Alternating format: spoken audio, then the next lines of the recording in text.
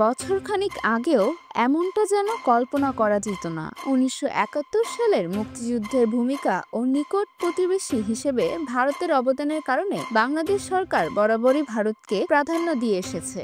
ধারণা ছিল দেশের জনগণও পাকিস্তানকে দূরের কেউ বলে বিবেচনা করে। কিন্তু ৫ আগস্ট ২০২৪-এর রাজনৈতিক পালাবদলের পর থেকেই সেই চিত্র যেন আমূল বদলে গেল।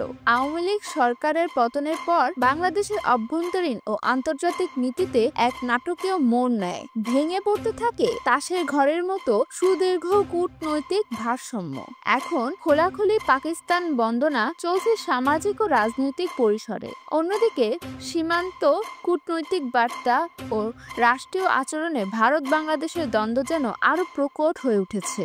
সম্প্রতি পাকিস্তান সংবাদ মাধ্যম জিও নিউজে প্রকাশিত এক প্রতিবেদনে দাবি করা হয়, বাংলাদেশের নাগরিকদের মধ্যে পাকিস্তানের প্রতি সহমর্মিতা বেড়েছে এবং ভারতের প্রতি মনোভাব ক্রমেই নেতিবাচক হয়েছে। প্রতিবেদনে গেলা পাকিস্তানের এক জরিপের তথ্য তুলে ধরে বলা হয়, জরিপের অংশ নেওয়া ৮৬% বাংলাদেশি পাকিস্তানকে ঘনিষ্ঠ বন্ধু মনে করেন, যেখানে ভারতকে এভাবে দেখেন মাত্র ১১%। আশ্চর্যজনকভাবে ৮৭% বাংলাদেশি ভারতকে সরাসরি শত্রু হিসেবে অভিহিত করেছেন।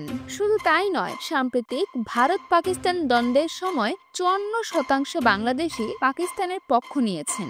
স্বাধীনতা পরবর্তী সময় জুড়ে ভারত যেভাবে বাংলাদেশকে ছোট ভাই হিসেবে দেখে এসেছে, সেই মনোভাবই এখন ফিরে আসছে বুমেরাং হয়ে। সীমান্তে হত্যাকাণ্ড, পানি বন্টনে বৈষম্য এবং অভ্যন্তরীণ রাজনীতিতে অতিরিক্ত হস্তক্ষেপ সাধারণ মানুষের মনে এক ধরনের বিদ্বেষ তৈরি করেছে। অন্যদিকে পাকিস্তান যেন কৌশলগতভাবে নিজের অবস্থান নতুন করে নির্ধারণে ব্যস্ত। ১৯৭১ সালের ইতিহাস নিয়ে তারা এখন আর সবর নয়, বরং অর্থনৈতিক ও সাংস্কৃতিক সম্পর্ক জোরদারের মনোযোগে।